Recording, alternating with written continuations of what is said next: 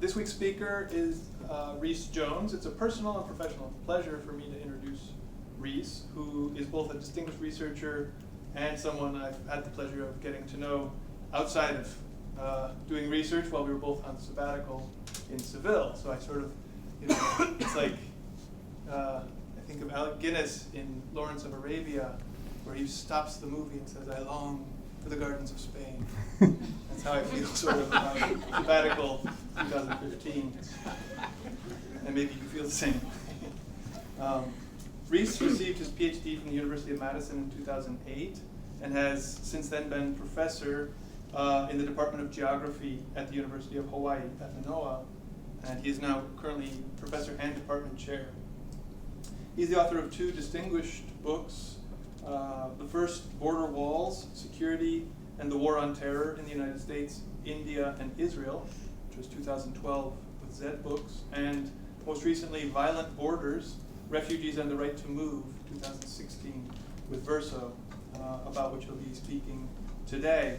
Both of his books received the Julian Mingi Distinguished Book Award, and Violent Borders also won the very distinguished Political Geography Book Award from the Journal of Political Geography and the Political Geography Research Group at the Royal Geographical Society, which called the book one of the most influential political geography books published in recent times. So it's no small praise. It's really a fine book and highly praised. Reece is also the editor of 4 more books, or co-editor, on the subject of borders, most recently Open Borders in Defense of Free Movement, which is out this year with the University of Georgia Press. And the author of many, many journal articles, as well as op-ed contributions to different media sources, including the New York Times, the Acme Reader, and others you may have come across.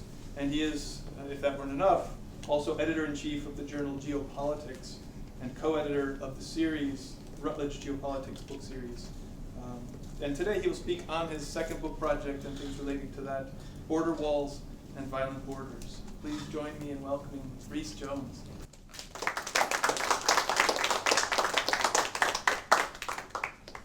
Thanks, Ryan, for the kind introduction. I wrote this book while I was on sabbatical in Sevilla, so it was an exciting time, but also it can be frustrating writing a book. So there's some, I don't have maybe quite as beautiful memories of those days, but it was good. So what I'm going to do today is tell you, I'm going to start off with kind of a big picture overview and talk about border walls and violent borders around the world, because a lot of my work is very global and comparative. And then I'll also zoom in and look at North Africa and the Middle East as examples of a number of the cases that I'm going to talk about. And so I'll use some specific stories of people I encountered while doing field work in Morocco and in the Spanish enclaves in North Africa as well. And then I'll talk in the middle of the talk about the changing purpose of borders over the last 40 years. And I'll argue that the reason that we're seeing so many border walls being built and also so many migrant deaths happening at borders around the world is because of this changing purpose. And I'll talk about why that's happening. And I'll use some examples from the externalization of the EU borders in North Africa as part of that. And then I'll finish up really briefly, kind of throwing out some provocative ideas about how we should understand this global border regime today within a longer term history of the state and of territory. And I'll suggest to you that in some ways it's fundamentally new, what we're seeing right now, but in other ways it's a continuation of a long historical precedent of using movement restrictions to control the poor and to protect privileges for people in positions of power. So I'll finish up with maybe 2 slides talking about that. Okay, so I've been studying borders for about 20 years now, and over that period of time, there have been a lot of changes happening at borders around the world, I've noticed 2 big trends that have really characterized this most recent period. The first trend is a rapid expansion of border security infrastructure at countries around the world. I'll use a few examples from the US because I talk a lot about that in my book, but we see it in a lot of different countries. But it means investing in a lot of new security and surveillance technologies, using drones that were developed for use in war zones, bringing those back to use at borders. And it also means hiring a lot more Border Patrol agents. So like, for example, in the US case, in 1990, the Border Patrol's budget in the US was about $300 million, and there were about 3,400 Border Patrol agents. Today, their budget is $4 billion, and there are 19,000 Border Patrol agents at the US-Mexico border. And that's only a fraction of the total security, right? The Border Patrol, in the US case, just does in between crossing points. That doesn't include customs agents, ICE agents, TSA, all of the other security that's involved in controlling the movement of people. The entire budget for the Department of Homeland Security is $74 billion in the US. But probably the best way to visualize this expansion of border security that's happened globally is through the growth in the number of border walls that have been built in different countries around the world. So the US, of course, has a border wall on or a third of its US-Mexico border. That was built in 2008 and 2009. So there's about 670 miles of walls on the US-Mexico border. But the US is not alone in building walls and increasing security at borders. Countries around the world over the last few years have been building new walls and hardening the edges of their territories. So just some pictures here is Hungary, Austria, Saudi Arabia, Tunisia. All of these countries have built border walls in the last few years. So I've done some work with a colleague at the University of Quebec at Montreal, Elizabeth Vallée, and she and I have counted up how many border walls were built in different years. And we found that at the end of World War II, there were only about 5 border walls anywhere in the world. And if you zoom forward to as late as the year 2000, there were only about 15 border walls globally. But in the years since then, there's been this explosion in the number of border walls built around the world, so that in 2016, even a country like Norway built a border wall, right? So, but she and I have found that in total, there are 70 border walls built today in 2019, and 7 more that are planned, have been proposed and are like in the planning and funding phases, but haven't started yet construction on those. So the other way to think about that is 3/4 of the border walls that exist around the world were built in the last 20 years, right? So it's really a contemporary and a modern phenomenon. And it is very much tied, I think, symbolic of this larger expansion of walls in different places around the world. And a lot of those walls are in the Middle East and North Africa. There are, I believe, 13 of those 70 walls are in different parts of the Middle East, North Africa. A lot of them in Israel, right? Israel has walls on almost all of its borders by now.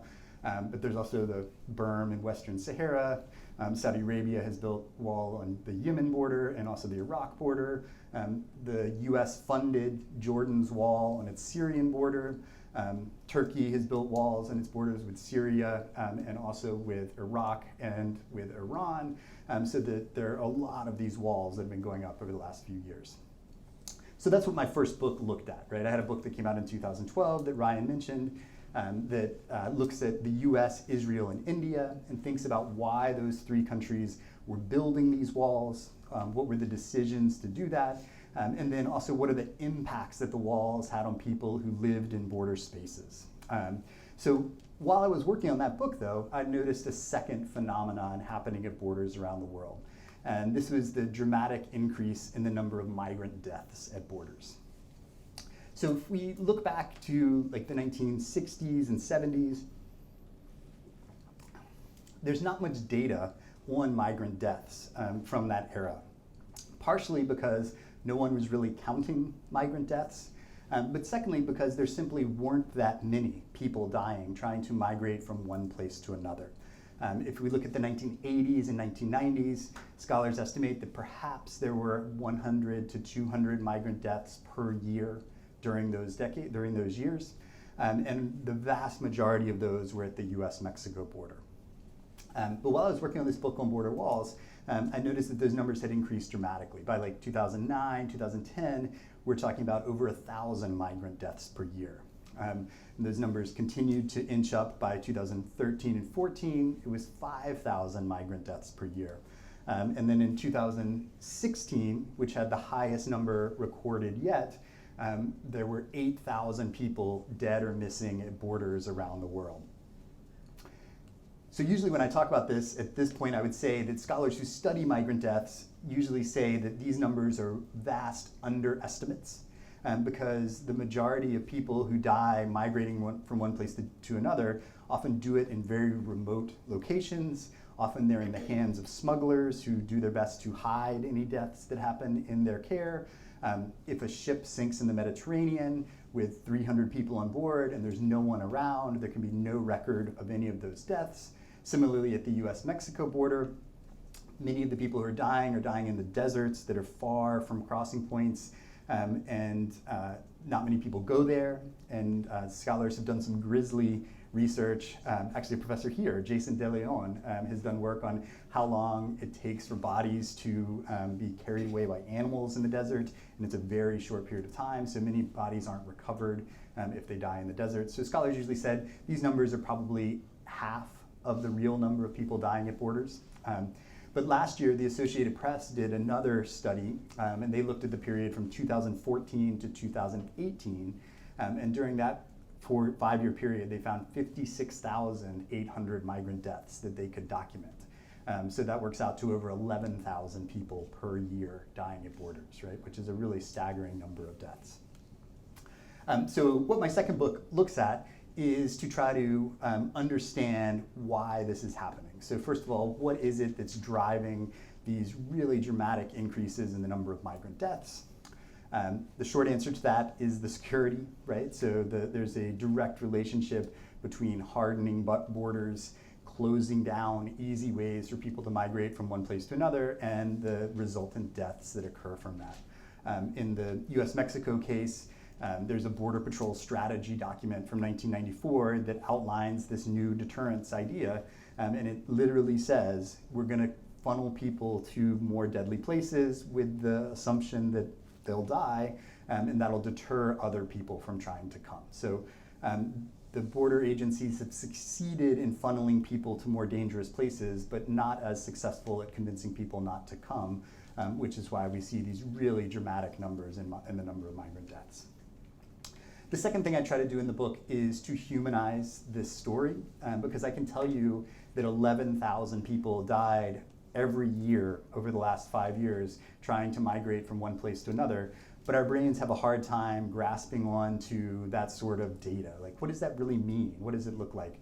So in the book, I try to tell the stories of individuals who have died crossing borders, but also have just gotten caught up in this violent regime of the border. And I'm going to tell 2 of those stories today. Then the last thing I try to do in the book is to tell that longer term history, right? To situate what's happening today within this longer historical past. So in some ways, it is fundamentally new to have thousands of people dying trying to migrate from one place to another.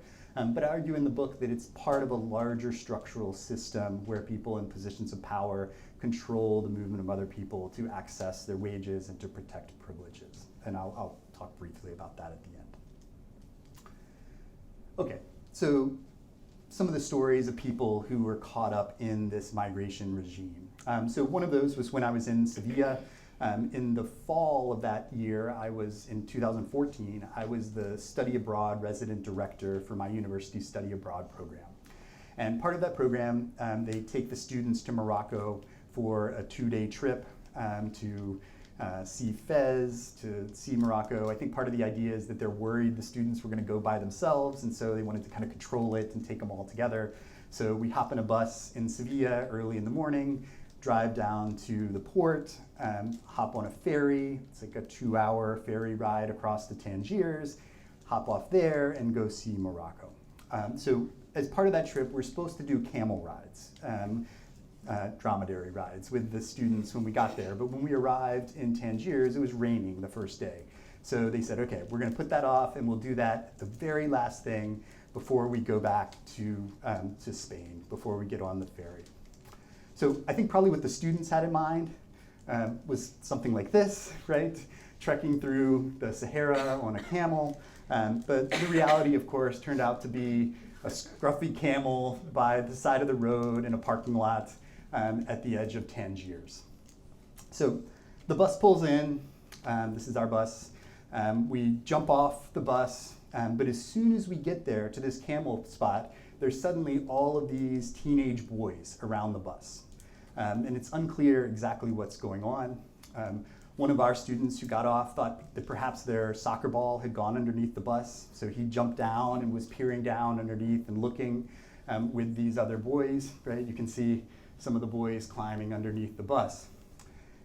It becomes quite clear quickly that there's no soccer ball, and that what these boys are doing is trying to find a way to stow away inside of our bus, right? Because they can see that we have an EU license plate on this bus.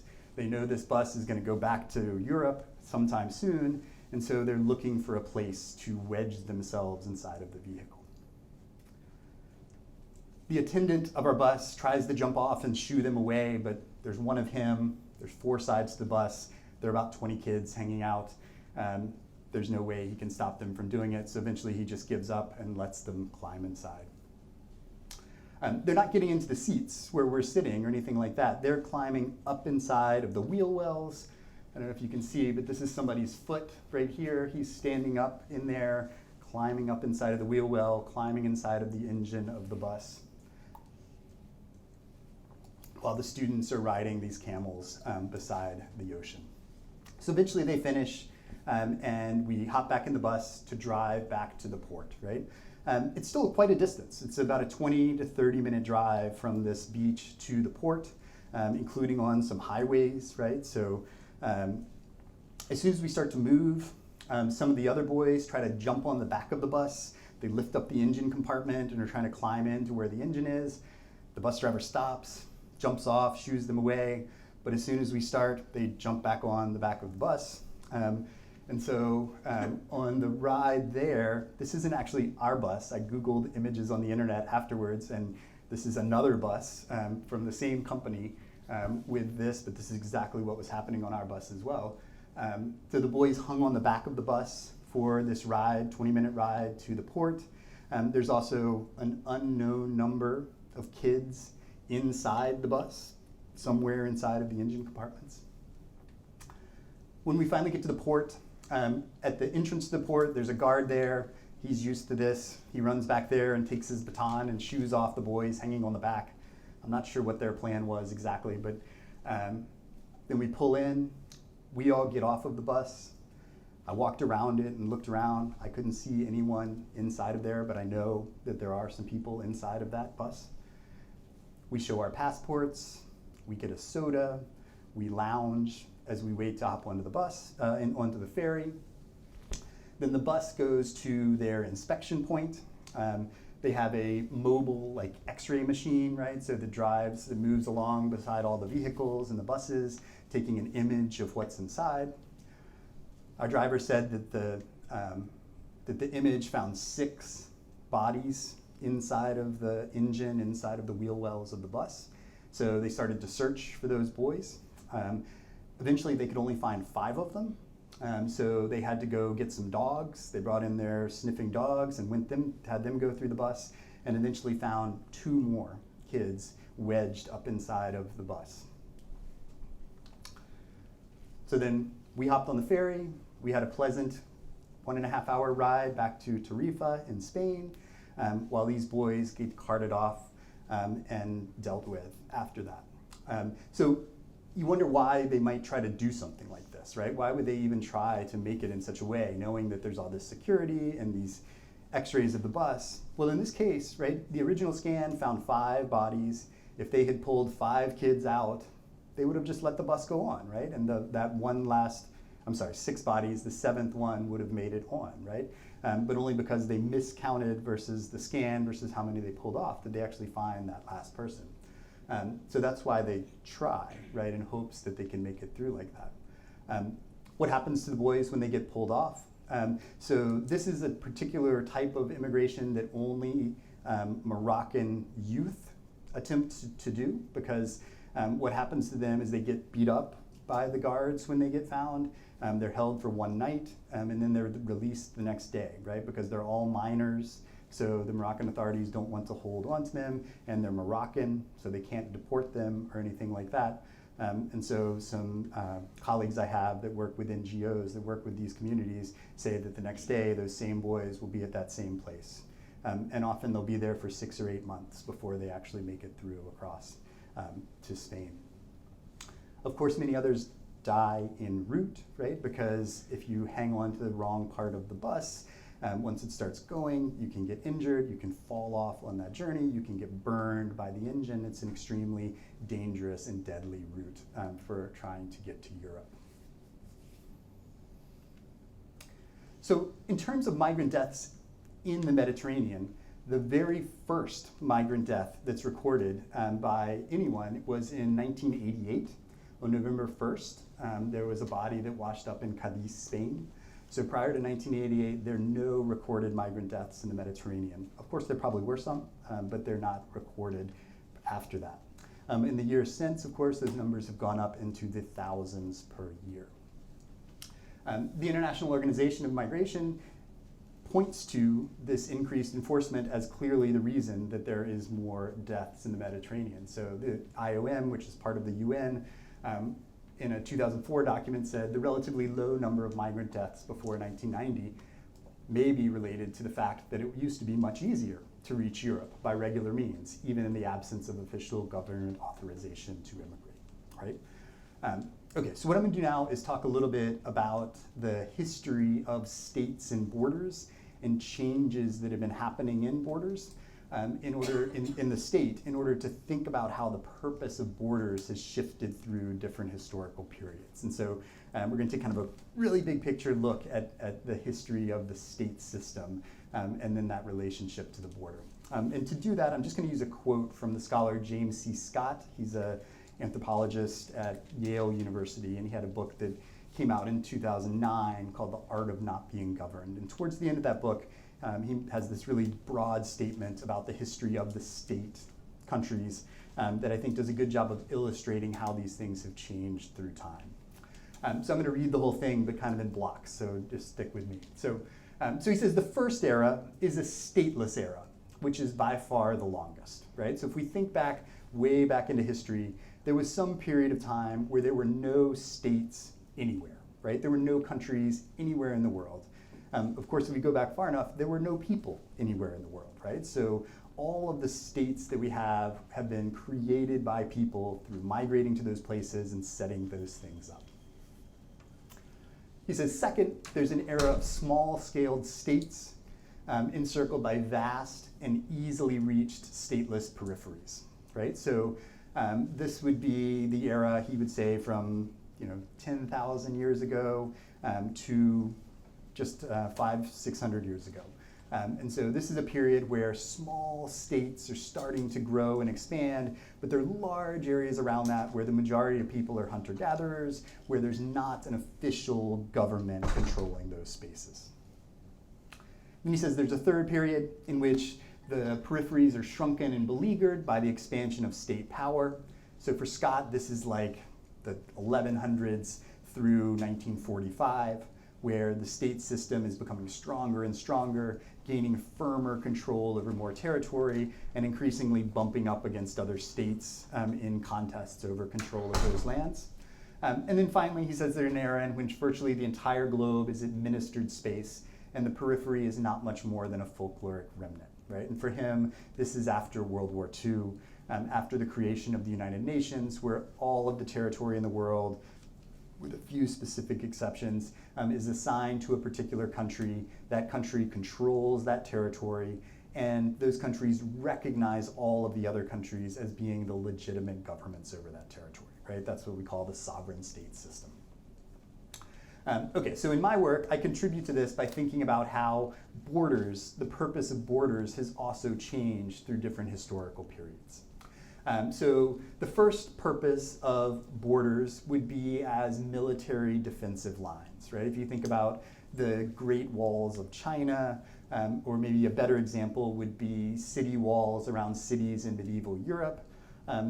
Walls, boundaries, become the places to protect resources from another group of people who are trying to come and take those resources, right? It's a place to set up a military defense, protect a group of people, protect some resources from some sort of an outside threat, right? During this era, there's not a system of mutually recognizing each other's sovereignty, right? If one group wants to come and take resources, they do. They expand out. And then they lose ground and come back, right? But there's not a system of mapping out the world and saying, I belong here, you belong there. That sort of system starts to come into being in the 1600s. Europe is an early site for this. So in Europe, there are lots of kingdoms kind of tightly packed. A lot of people point to the 30 Years' War from 1618 to 1648 as a key moment of transition in this idea. It's a really deadly war. A quarter of the population in the center of Europe dies, but it ends without much of a resolution at the end of it.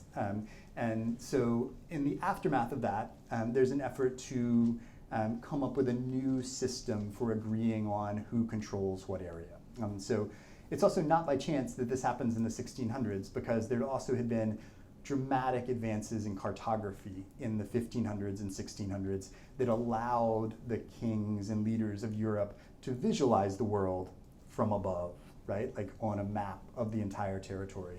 Prior to that era, it just wasn't possible to imagine drawing a line on a map and having that correspond to a place on the earth as where one territory began and another ended.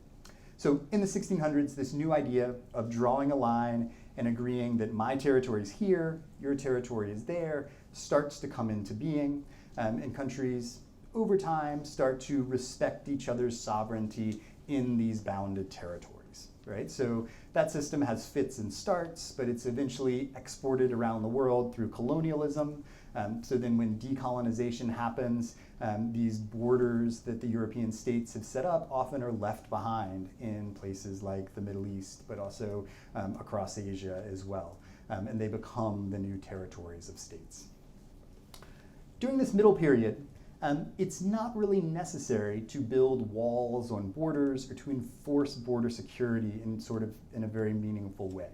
Because in this middle period, countries are not worried that there's going to be a military invasion across the border, right? The United States has a border with Canada, but the United States is not worried that Canada is going to send its military across that border, right? It's no longer a military line. Instead, it's a marker of different economic and political and cultural systems, right? But in this middle era, we see some vast wealth inequalities start to develop around the world, right? The places that colonize other places, the places that use capitalism first, become the wealthiest places in the world, and there become these vast differences between the wealthiest and the poorest places. So what I argue in my work is that in the last 30 to 40 years, the purpose of borders has shifted again. And that increasingly borders have become the place to control the movement of the poor. They've become the lines to protect the privileges that have accrued in particular areas and to prevent other people from accessing those privileges, right? So as more people are moving globally, borders have become the places where that movement is controlled, right? And that happens through a system of passports, visas, the concept of citizenship, but also through walls, through the military enforcement of borders that we've seen over the last 30 years, right? And so that's why in this era, we've seen so many walls being built at borders around the world. Because while walls are no longer useful military technologies, right? An airplane can fly right over, a tank can plow right through, they do work relatively well when they have a lot of people guarding them at preventing the movement of the poor, right? And so that's why we've seen the turn to walls in the last 30 years. So, okay, why are so many people on the move today? I'll go through this pretty quickly. The first factor is there's been a lot of population growth in the last 50 years, right? The population of the entire world in 1960 was 3 billion people. More than 3 billion people live in cities today, right? So there's 7.5 billion people in the world. Second factor driving a lot of people to move today is the economic displacement from globalization. So there's a previous historical period where there was mass migration driven by population growth and economic restructuring. And this was in Europe, right? So Europe in the 1700s and 1800s saw the transformation of rural agriculture into commodified agriculture. People moved from rural areas into cities, lived in slums in cities like London, and eventually they got on boats and went to other places, right? This is, of course, during the period of colonization where there were settler colonies that they could move to, right? Their ancestors moved to America, to Canada, to South Africa, to Australia. Today we see a very similar sort of displacement happening where rural agriculture is being upset by economic restructuring. People are moving into cities during a period of population growth, but there is no country looking for the huddled masses yearning to breathe free, right? And so instead they're met with walls and passports and violence to keep people in their place. Third problem is that the refugee resettlement system has failed. And I'm going to talk more about that in a second. And then finally, there's increasing evidence that climate change is also driving migrations, that as there's environmental change in agricultural communities, it's also having a similar effect to the economic displacement. Okay, refugee system is certainly a big factor that's resulted in the current moment and the migrations we're seeing in the last 5 years. UN Refugee Convention was in 1951. That was meant just for Europe, right, for people displaced in Europe during World War II. Eventually in the 60s, it was expanded to the rest of the world. The idea was that the UN would step in when people were displaced by a conflict, set up a camp, house people until they could move back to where they'd left, and then if they can't move back, then wealthier countries would resettle them to those wealthier countries, right? So the US passed the Refugee Act in 1980, and through the 80s through 2016 was taking in about 70,000 people per year, resettling them from refugee camps into the US. The problem has been, though, that not enough countries have been resettling people from refugee camps, right? So many refugee camps that were set up in the 40s in the Palestinian case, but in the 70s and 80s, there's still people living in those camps today, right? The mean stay in a refugee camp is over 10 years, and many countries have been reducing the amount of people they'll resettle from refugee camps, so that in 2018, 4% of the need for resettlement was met, right? So people who find themselves displaced today have decided they're not going to go to these camps, right? Because it means spending 10 years or longer, and probably they're not going to be resettled anyway, right? So what we've seen over the last 5 to 7 years is people just skipping that, right? So this is data from the US, and we see it quite clearly in the number of asylum claims, people showing up at the US-Mexico border and applying for asylum. That rate has gone up by a factor of 4 in the last 10 years, right? And we see that with the Central Americans arriving today. Same thing at the European Union, right? People not going to camps, but instead making the longer journey and applying for asylum when they reach the EU. The EU has seen a 5 times increase in the last 10 years, right? So very similar to the rate in the US. One point I want to make is that we're still not talking about that many people, right? So when in the EU's case, from 2009 to 2018, a little over 2 million people showed up at the edges of the EU, right? But that's over 10 years, right? So that's 200,000 people per year, right? What's the population of the European Union? It's over 500 million people, right? So accommodating 200,000 people per year is really not that much, right? This is something that very easily could have been accommodated, right? How many refugees are there in Turkey right now? How many refugees are in Lebanon right now, right? This is something the EU absolutely could have managed, right? But opted not to do, right? Because there's been that very strong political backlash to it. I'll just give you a few quick examples of that. So someone like Marine Le Pen in France says, without any action, this migratory influx will be like the barbarian invasion of the 4th century, and the consequences will be the same. Viktor Orban, migration is a poison. Every single migrant poses a public security and terror risk, right? That's the Prime Minister of Hungary. Theresa May, let me be clear, we're not leaving the European Union only to give up control of immigration again. Geert Wilders in the Netherlands. My friends, Islam and freedom are incompatible, so join us to stand for freedom, your own freedom, the freedom of your children and grandchildren, and defend the identity and civilization of the West, right? So across Europe and in the US, right, there's been this backlash against immigration in the effort to continue to stop these movements into those places. So in the EU case, what does that look like? It's looked like the construction of border walls, right, in a number of places along the edges of Europe. It's meant the criminalization of humanitarian work, right, people trying to aid people in the Mediterranean, but also the signing of agreement with transit countries to push the border offshore, right, to essentially have many of the countries in North Africa doing the work of European border enforcement. So border walls, we already talked a little bit about that. Against the rescue of people, right? So this is an example from the UK Foreign Ministry spokesperson. We don't support planned search and rescue operations in the Mediterranean because it's an unintended pull factor, encouraging more migrants to attempt the dangerous sea crossing and thereby leading to more tragic and unnecessary deaths. And so the aid groups that had been working in the Mediterranean to save people who were making these journeys, who are essentially being towed out to sea by smugglers, right, on inflatable rafts, have been criminalized over the last few years. So Italy, for example, banned rescue boats from docking in its harbors. They've been confiscating rescue boats, but also even fishing boats, right? If a fishing boat picks up migrants, right, like they're kind of obligated to do under the law of the sea, they've been pounding those ships and charging people with smuggling, right, with human trafficking.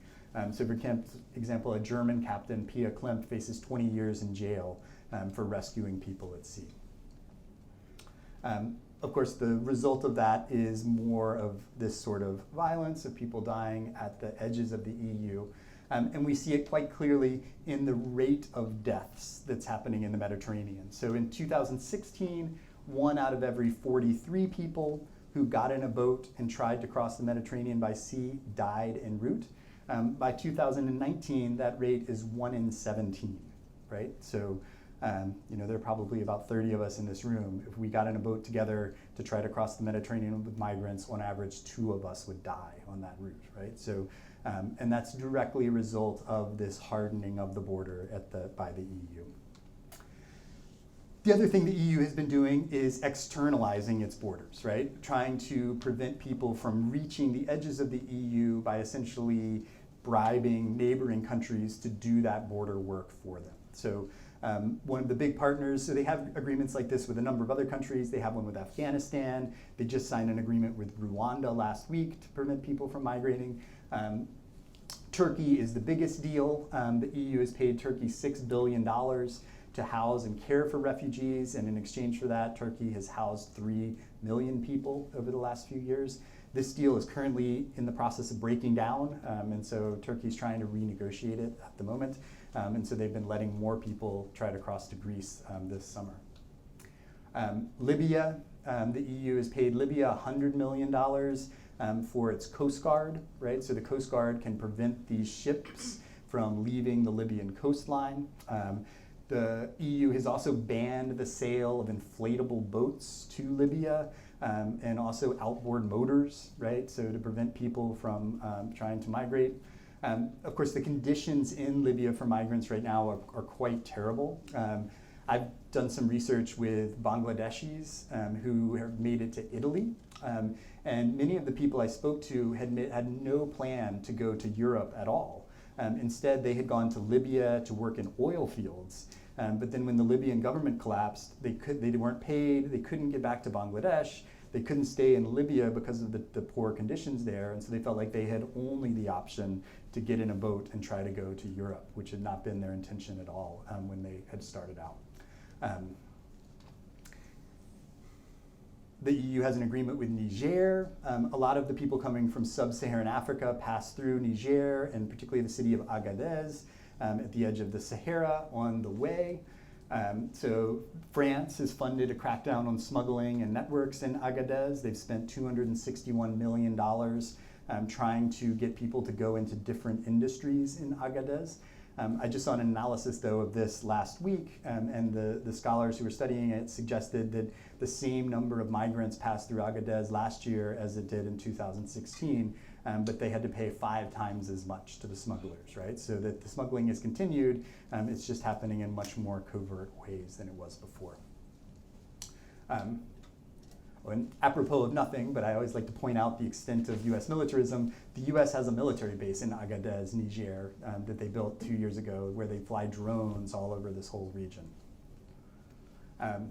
And then Morocco, and I know I'm kind of running a little short on time, so I'll speed up through this last part, but Morocco has also been one of the earliest partners of the European Union in terms of controlling migration, right, of preventing people from even reaching the edges of the EU. So they've received $294 million since 2014. And what does that look like? It means that Morocco has built its own border fences. It means that they crack down on the camps of migrants, and they've been deporting some people to Mauritania, but also just moving people from northern Morocco down to southern Morocco to keep them away from the edges of the EU. So real quick, I'll just tell you about another experience of some migrants that I've encountered in this area when I was doing research there. So I think you all are an educated group of people who study North Africa and the Middle East, so I'm sure you know that Spain has 2 cities in North Africa. A lot of people are often really surprised to hear that, right? But there's Ceuta and Melilla are both Spanish cities that have been there since the 1400s on the North African coast. Both cities have a population of about 70,000 people that live there. And they've also become beacons for migrants, right? Because the land in those cities is the EU, right? And so when they set foot in those enclaves, then they can apply for asylum there rather than having to try to make their way all the way across the Mediterranean. So this is what Melilla looks like. In this picture, I'm standing on the old fort, right, from the early Spanish conquest of this area. And this is kind of looking south, right? So it has like a beach and a bay. You can see the Spanish flag right there. But that mountain in the back, that's in Morocco, right? So Melilla, it's just a city. There's nothing else there around it. And it's also heavily militarized. It has fences all the way around it. There's 3 layers of Spanish fences. And then, as I'll show you in a minute, a new Moroccan fence as well.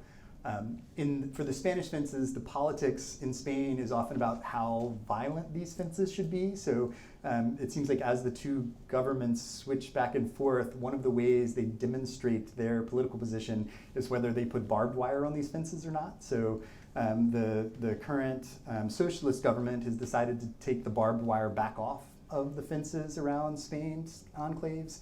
That the more conservative government has put on twice, and then each time they've come out of government, they've taken them back off. So they just announced last week they're taking the barbed wire back off. But there are 3 layers of Spanish fences around Melilla.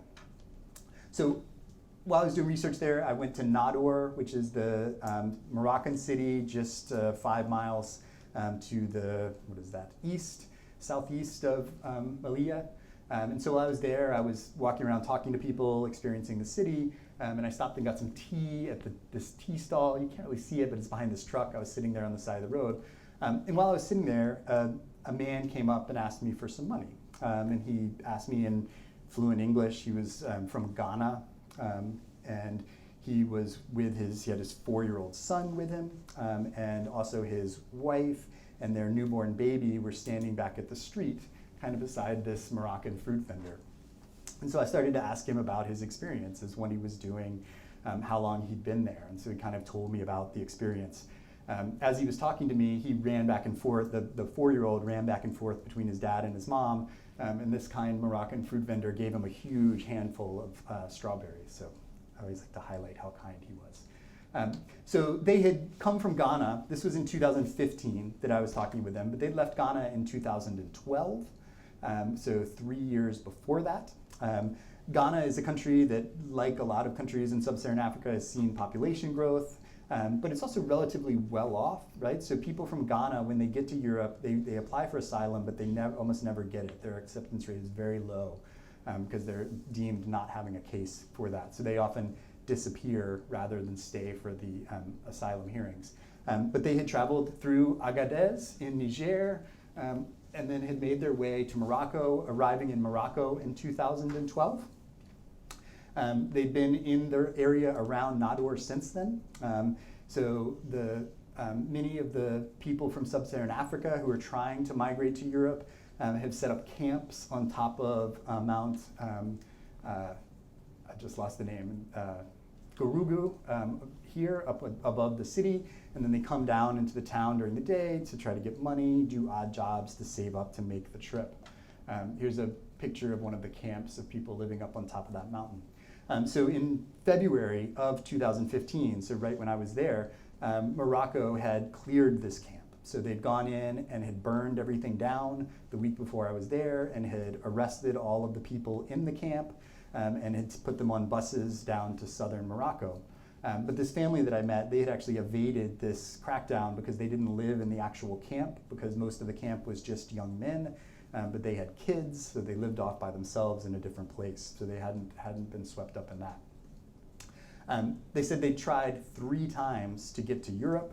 Each of those times they had gotten into a boat, but had only gotten just off the coast of Morocco before they were turned back by the Moroccan Coast Guard. But each time they lost all of their money that they paid to the smugglers, and so they had no money and had been living in the hills above the city for 3 years trying to make their way to Morocco. So in terms of the Spanish fences, so here are the Spanish fences in the foreground. In the background, you can see the new Moroccan fence that Spain paid for to control the migration. The way the fences work is there are 3 layers of fences. And so Spain has decided that you haven't reached the EU if you haven't set foot on the 3rd fence over here. This is me standing right there. So if you jump over the first fence to the second fence and you get caught in this area, you're not in Spain yet. And so they just open a gate and send you back to Morocco, and the Moroccan authorities deal with you. If you make it over the 3rd one, then you can apply for asylum in Spain. So that's why you often see pictures of people up on top of the fences. So what a lot of people do is they'll rush the fences together, maybe 300 or 400 people, and maybe 50 people will make it over the 3rd layer of fences, and the rest get caught and get sent back to to Morocco. Of course, for this family, they weren't trying to rush the fences because with a 4-year-old and a baby, you can't get over these fences, right? And so instead, they were waiting to try to get on boats, right? And to take that risk that we've been talking about of 1 in 17 people dying en route across. I asked him why he didn't just go home. Why didn't he just go back to Ghana? And he just looked at me with sad eyes and said, you know, I've been gone for 3 years, right? My family thinks I'm in Europe, right? They think I've made it. I can't go back and face my parents and face my family. And anyway, I don't have money to go back to Ghana, just like I don't have money to go to Europe, right? And so for him, the only option was to keep trying to migrate and make that trip. Okay, so I've gone a little long, but I'll finish up in 2 quick slides. I twice told you that I was going to tell you about how what we're seeing today is part of a longer term history of controlling movement, right? And in protecting privileges. And I think to me this image of in Melilla kind of captures that, right? Of these people in the front golfing away while these other people are up on this fence back behind them. But the argument that I make at the end of the book is that what we're seeing today is a continuation of past systems of control of the poor. In the past, these controls of movement often happened in the same place, right? Through systems of slavery that extracted labor by not paying people and controlling them with chains, or poor laws or vagrancy laws that didn't allow people to move away from their home villages. What I argue is that this has been scaled up to a global system, but it operates in a very similar sort of way, right? That passports, citizenship, visas, walls, security guards achieve the same thing, right? It controls the poor, keeps the poor in distant places by protecting the privileges of the people on the inside, right? So that although the exact mechanism is new, it's part of a much longer term historical process. So I will end with that. So thank you.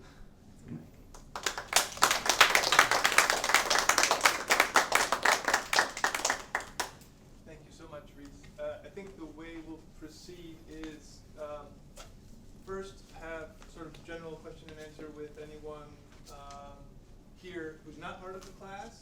So if you have thoughts, questions, we'll address those first, and then take a short break and reconvene after that short break to discuss with the class.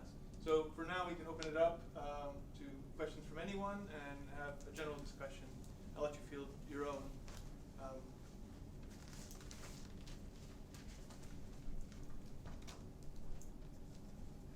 Yes. I was curious about, you mentioned in 2017 that the rate of deaths decreased from 1 in 43 to 1 in 48. Do you know what happened there to support less deaths? Was that like when more search and rescue stuff started happening? Yeah, definitely. So the search and rescue boats really started to get out there in 2016. And so 2017 would be kind of the height of the search and rescue period.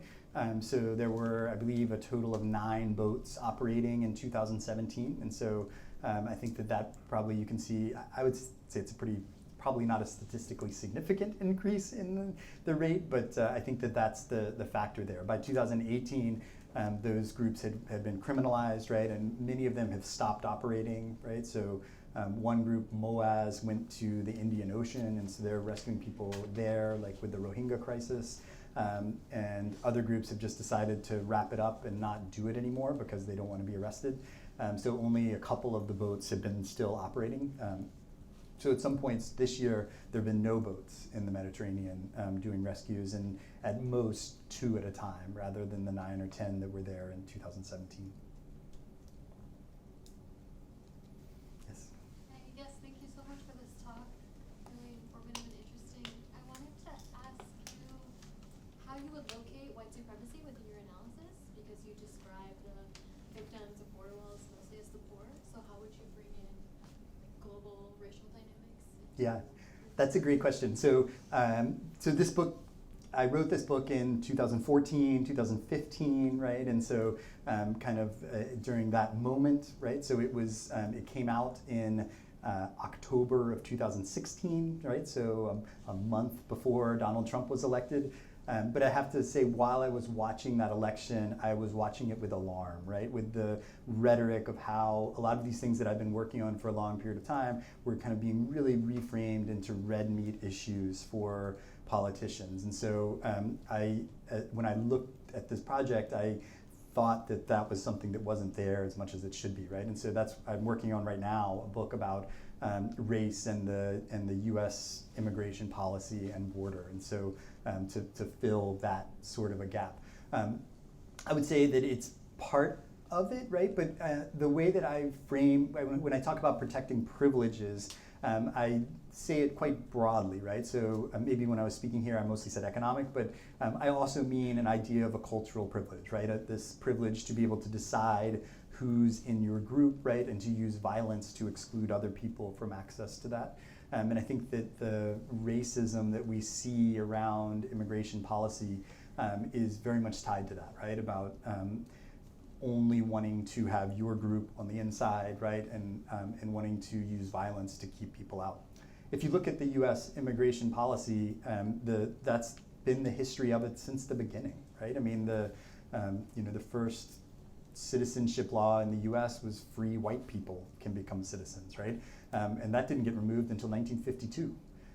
And the U.S. didn't have any national immigration laws until 1875, but that's primarily because the people who were freely immigrating to the U.S. were mostly Northern European, right? As soon as people from other places start to show up, the U.S. starts passing laws to prevent them from coming, right? So the first of those groups are the Chinese, right? And so there's the Chinese Exclusion Act in 1882. By 1924, the U.S. has a comprehensive immigration law, which the president who signed it said it would keep America American, right? So you can hear a lot of the echoes of our current politics and what was happening during those eras as well, right? So that's what I'm doing right now, is writing a book about that. Yes? With the dangers of climate change growing ever present, the fact that we're seeing a lot of climate refugees, I consider the Syrian result of climate change having caused the food shortages and economic problems that culminated with the Civil War. Do you think there will be a culmination of an eco-fascist movement in Europe that tries to contextualize the fact that all these climate refugees are coming in and therefore we must stop them? Because I see the anti-immigrant rhetoric, I see a lot of the effects of late capitalism taking place in the EU, and I don't see like a consciousness on the right where they're explicitly using those terms, but it seems very implicit at the moment. And do you see that a rising eco-fascist movement as a danger out in the horizon? Yes, yeah, definitely. If you look, I think you're right to say that in Europe there's a lot of that sort of talk. But if you look in the U.S. case, the current anti-immigrant groups, right, the ones that laid the kind of policy foundation for a lot of what's happening in the U.S., those all emerged out of the conservation movement, right? So there's this guy named John Tanton. I don't know if you all have heard about him, but you have his archives here at your university, which is but he's kind of the founder of the anti-immigrant right in the U.S. But he started as a Sierra Club guy, right? He was the head of their population committee in the 1970s. But he felt quite strongly that in order to protect the U.S.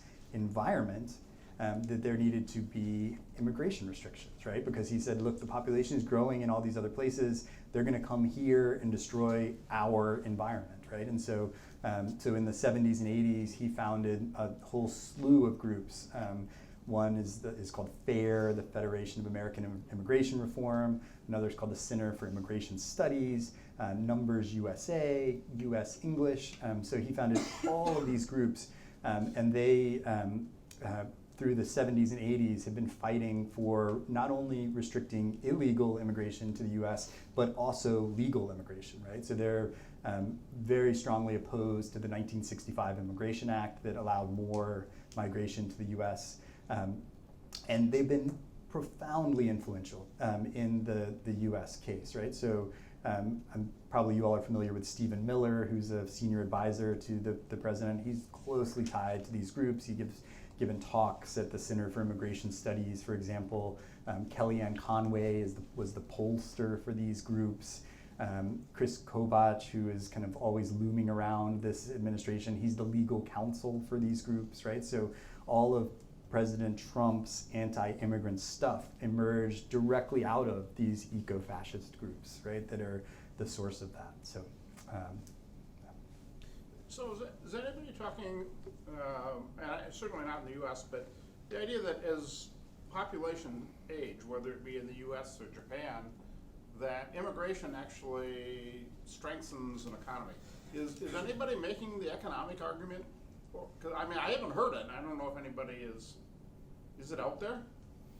yeah, so I mean, so I have that book that came out in March that looks at the idea of open borders, right? It makes a case for why there should be more immigration. And so in that book, I have some economists who have written some chapters kind of analyzing the economic case for closing borders, and there isn't one, right? I mean, every study of immigration suggests that immigration benefits the countries that receive those people economically, right? That in the US, the average immigrant to the US has produced 1.2 additional jobs in addition to the one that they do since in the studies since the 1970s, right? Because, and it's for obvious reasons, right? If someone immigrates to the country, they do the job they're doing, but they also go to the market. They take an Uber, right? They ride the bus, they rent an apartment, right? All of those things contribute to the economy of those places. And then you're pointing out the fact that many of the wealthier countries have these aging populations, the problems that they have in terms of Social Security, paying for healthcare. If they would just let in a large number of younger 20-something workers to work in the countries, those problems would be obviated, right? So no, it's very much about the racism that she brings up, right? The fear is, there is no economic case for limiting immigration, right? So some people have suggested that Angela Merkel in 2015 and 16, when she did take in over 1 million people, was thinking in those terms, right? That that this was a boon for the German economy. And that's been proven out. In the last few years, the countries that took in the most refugees, Sweden and Germany, have had the strongest economies in Europe over that period of time. I know you mentioned the 3 case studies from your first book, I believe, were Israel, US, and India. So I'm curious, in the same vein that we're talking about, how do you reconcile some of these major wall builders and deportation regimes also being systems of governance that have effectively combined the 2 systems that you're talking about, focusing on internal population at the same time as the refugee or asylum laws in the international order that you're talking about? It seems like those 3 instances, Palestinians, Kashmiris, and of course, the racialized other of the United States continues to be implicated in what seems like a more complicated game involving both of those logics. Yeah, I mean, in that previous book, I definitely focus on the idea of nation as a key driver for which countries are building these walls, right? In that earlier period, 2000 through 2012, when that book came out, so when that book came out, there were only 35 border walls, right? So the number of walls has doubled since that book came out. So I can't necessarily speak to the last 35 of them, but when that book came out, those 3 countries specifically were very much focused on using the guise of terrorism, right? They all justified building these walls as protecting our country from terrorism, right? But I argued that the underlying factor in all 3 cases was really about identity, right? And about creating a purified version of who was on the inside and excluding other people on the outside, right? And so in the U.S. case, certainly Islam was a factor in that, but also Mexican immigration to the U.S. is a crucial part of that. In Israel and Palestine, of course, right? It's about producing this kind of purified Jewish space, right? And kind of re-signifying the landscape, right? Through building a wall and enclosing this as a Jewish territory that excludes Palestinians from belonging in that place. But India, when I was doing this work, they were probably the most extreme on this in terms of India as a Hindu space, right? And so it wasn't as much Kashmir, but more actually on the eastern part, right? Because Bangladesh is a country of 150 million people, 160 million people, and culturally and linguistically similar to the people who live around there. And so the issue really was Bangladeshis migrating into India. And that's reaching a climax right now, right? India is building a number of these camps in the region of Assam in order to round up people they've decided are not citizens and detain them there. It's going on. They've got a very right-wing government right now in India. Reece, is it also true, if I remember from that first book, that wall, the India-Bangladesh border, is the longest?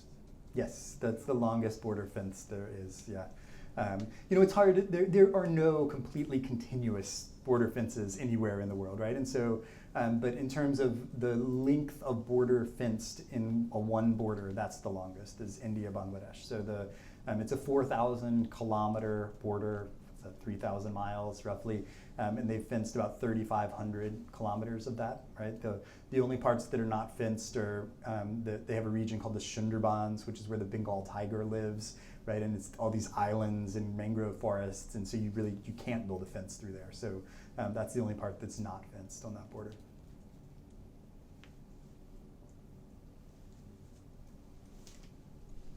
Well, one question I think I'll take sort of host privilege here to ask a question that's more of a public question. We'll have a slightly different discussion afterwards with the class. But I was thinking, your talk has been tailored to the MENA region for us because it's associated with the class. We'll come back to that. But are there things that you would have talked about or left out that you normally wouldn't if you were focusing more generally? Things that, thinking of this as a global question and not just a MENA region question. I still did a pretty global talk, but so usually when I would give this talk, it would be all U.S.-Mexico examples through the middle of that, right? Instead of thinking about the way that the things are happening in the EU and pushing into North Africa and the Middle East. But I think that it's something that is happening in a lot of countries, right? That this idea of national identity around these bounded state territories is a really powerful driver in a lot of situations, right? And you and I have talked about this before, but and I kind of echoed towards that in this talk, right? Is the idea of a border, right? Of a bounded territory that belongs to a particular state. That is a really new idea, right? The oldest borders in the world that are agreed upon lines between different countries are from the 1600s in Europe, right? So of course there were edges between groups of people before that, but it was more frontiers, right? It's like a moving zone, not a fixed line on a map of this is our territory, that's your territory, right? So you know, in the so like James Scott, when he talks about the state, the person I quoted, you know, he likes to say that the state has existed for 0.1% of human history, right? So 99.9% of human history was lived without states, right? And bordered territorial states like we have today, it's even less than that, right? It's probably 0.01% of human history that we've lived in this world of bounded state containers. So I would suggest to you that we don't have to live in that world in the future, right? It's a very new invention, right? And particularly in places like the Middle East, right? Those borders are arbitrary lines drawn by Europeans that have left those things behind. Same thing with South Asia, right? The border around Bangladesh, that is a complete figment of the British imagination, right? That nevertheless has resulted in thousands of deaths in that space. We treat these things as if they're fixed and permanent today, but I don't think that they have to be. And I think we should be thinking about a future world that doesn't have to be lived in these bounded state territories and containers. And there's some sort of a moral imperative to that, I would suggest, because of the climate situation, right? Because you know, the climate is global, right? But right now we're trying to solve that problem in these bounded state territories. And inevitably, what is better for the people of a small bounded state territory is not going to be the thing that's better for the whole world, right? And so that's why we have such difficulty coming to a climate solution, right? Is because the UN reinforces borders, right? Anything that happens at the UN has to respect state sovereignty. That's why, like, even the Paris Agreement that was thought of as this profound agreement, right? The things that countries agreed to, they were all voluntary, right? They're voluntary contributions to the climate crisis, and there's no enforcement mechanism, right? Because the UN has no ability to enforce things within those bounded state territories. So, I guess probably the broader thing that I would say about my work is to not get stuck in the present, right? But instead try to think about how we can think of the future in different ways. As a sort of addendum to that, have you seen in your work in different places community groups that are reimagining ideas of future in space beyond sort of the no border statement, but like what does that actually look like and feel like, and what does identity mean as a community? Yeah, I think that's a tough question, right? Because it's quite clear that people tend to want to identify with some sort of an in-group, right? There's I mean, we see that in so many things that we do, right? Whether it's, you know, probably some of you went to a football game in the last few weeks, right? And you cheered for Michigan against somebody that they were playing against, right? So we tend to join an in-group and think of others as outside of that and prefer that in-group. And I think that there's some serious reimagining that has to happen to think about the world in a much more inclusive sort of way. So that tendency to think of the small group is a really difficult one to overcome, right? It happens in terms of nation, it also happens in terms of race, right? And that often those exclusions and violence happen to that out group, right? In those sort of relationships.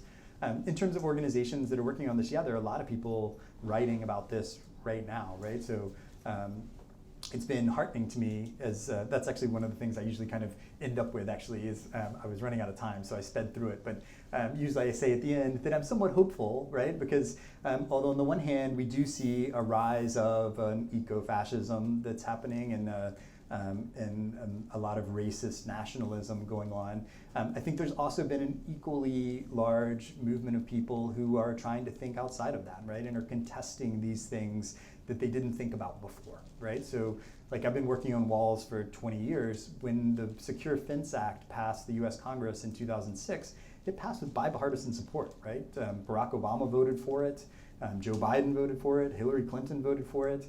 I think out of the major politicians right now that didn't vote for it was Bernie Sanders, right? He was in the House of Congress, in the House of Representatives at that time.